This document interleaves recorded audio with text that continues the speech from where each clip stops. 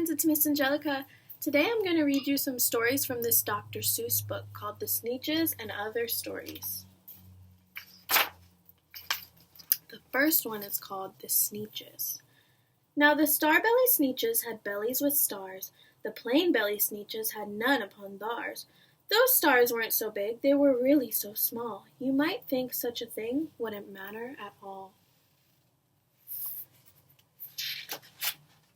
But because they had stars, all the star-belly Sneetches would brag, "We're the best kind of Sneetch on the beaches."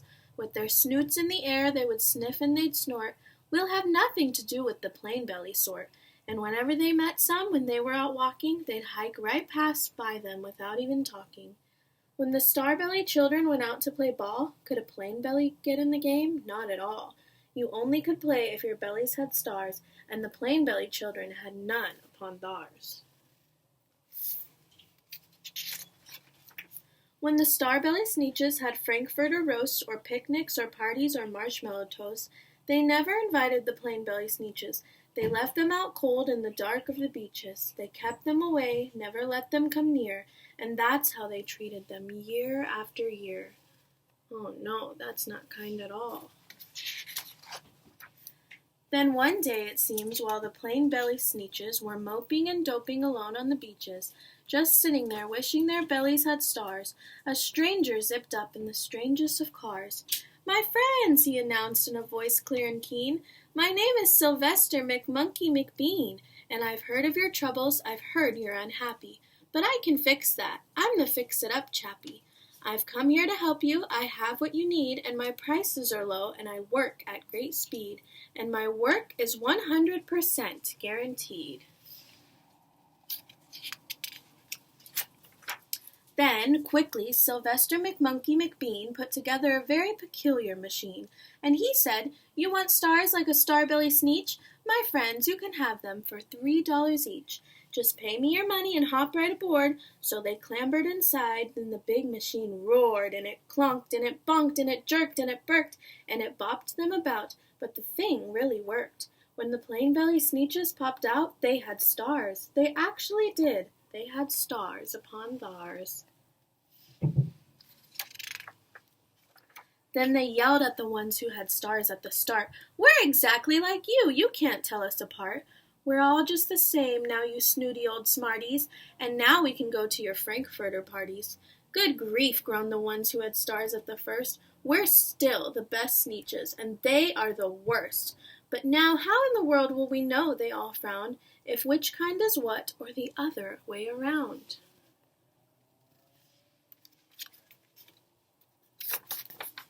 Then up came McBean with a very sly wink, and he said, "Things are not quite as bad as you think. So you don't know who's who, that is perfectly true. But come with me, friends, do you know what I'll do? I'll make you again the best Sneetches on the beaches, and all it will cost you is $10 eaches." He sounds kind of sneaky. "Belly stars are no longer in style," said McBean. "What you need is a trip through my star-off machine.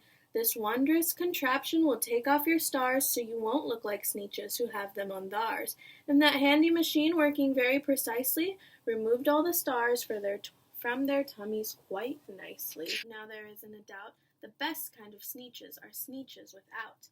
Then, of course, those with stars all got frightfully mad. To be wearing a star now was frightfully bad. Then, of course, old Sylvester McMonkey McBean invited them into his star-off machine. Then, of course, from then on, as you probably guess, things really got into a horrible mess. All the rest of that day on those wild screaming beaches, the fix-it-up chappie kept fixing up Sneetches, off again, on again, in again, out again. Through the machines they raced round and about again, changing their stars every minute or two. They kept paying money, they kept running through, until neither the plain nor the star-bellies knew whether this one was that one, or that one was this one, or which one was what one, or what one was who. Then, when every last cent of their money was spent, the fix-it-up chappie packed up and he went, and he laughed as he drove in his car up the beach. "They never will learn. No, you can't teach a Sneetch."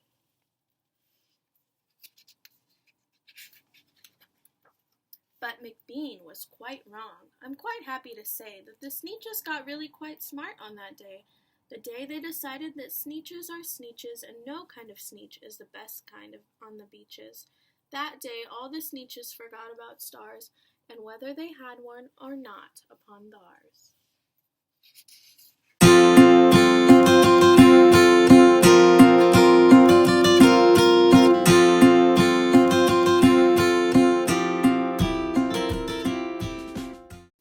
This next story is called The Zacks. One day, making tracks in the prairie of Prax, came a north-going Zacks and a south-going Zacks. And it happened that both of them came to a place where they bumped. There they stood, foot to foot, face to face. "Look here now," the north-going Zacks said. "I say, you are blocking my path. You are right in my way. I'm a north-going Zacks, and I always go north. Get out of my way, now, and let me go forth." "Who's in whose way?" snapped the south-going Zacks. "I always go south making south-going tracks, so you're in my way, and I ask you to move, and let me go south in my south-going groove." Then the north-going Zacks puffed his chest up with pride. "I never," he said, "take a step to one side, and I'll prove to you that I won't change my ways if I have to keep standing here 59 days. That's a long time. "And I'll prove to you," yelled the south-going Zacks, "that I can stand here in the prairie of Prax for 59 years, for I live by a rule that I learned as a boy back in south-going school. Never budge, that's my rule. Never budge in the least, not an inch to the west, not an inch to the east. I'll stay here not budging. I can and I will, if it makes you and me the whole world stand still." Well, of course the world didn't stand still. The world grew. In a couple of years the new highway came through, and they built it right over those two stubborn Zacks and left them there standing unbudged in their tracks.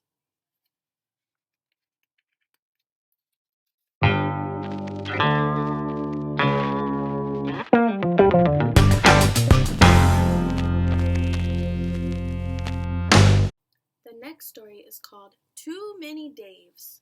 Did I ever tell you that Mrs. McCabe has 23 sons and she named them all Dave?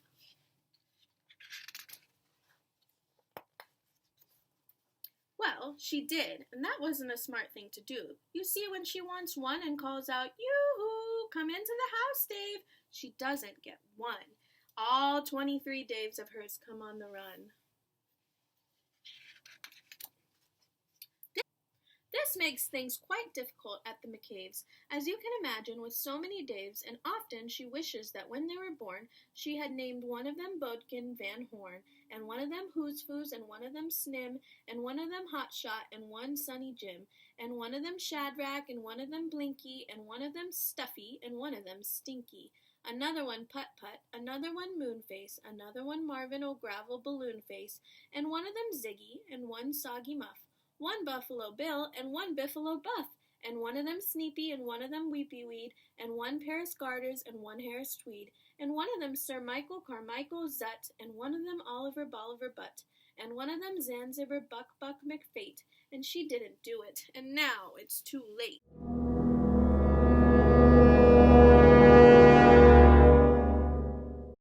This one's called What Was I Scared Of? Well, I was walking in the night, and I saw nothing scary, for I have never been afraid of anything, not very.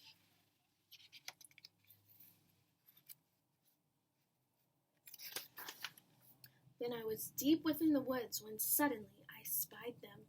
I saw a pair of pale green pants with nobody inside them. I wasn't scared, but yet I stopped. What could those pants be there for? What could a pair of pants at night be standing in the air for?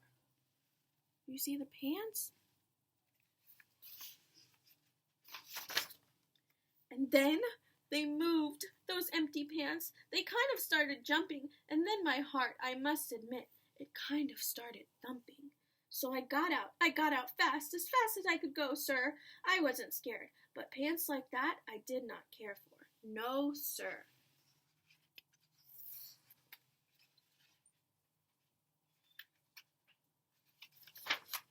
After that, a week went by. Then one dark night in the Greenwich, I had to do an errand there and fetch some Greenwich spinach. Well, I had fetched the spinach. I was starting back through town when those pants raced round a corner and they almost knocked me down. I lost my Greenwich spinach, but I didn't even care. I ran for home. Believe me, I had really quite a scare. Now, bicycles were never made for pale green pants to ride 'em, especially spooky pale green pants with nobody inside them.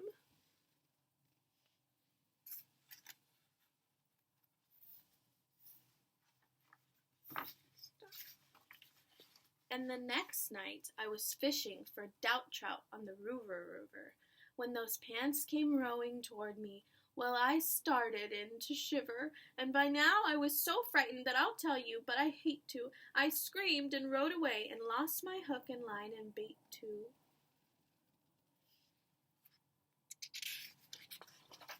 I ran and found a brickle bush. I hid myself away. I got brickles in my breeches, but I stayed there anyway. I stayed all night, the next night too. I'd be there still, no doubt, but I had to do an errand, so the next night I went out.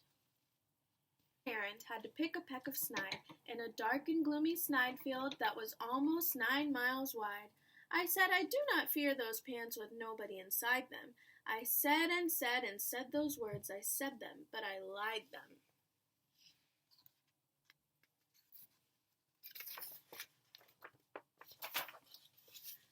Then I reached inside a snide bush, and the next thing that I knew, I felt my hand touch someone, and I bet that you know who. It's the pants! What are they doing?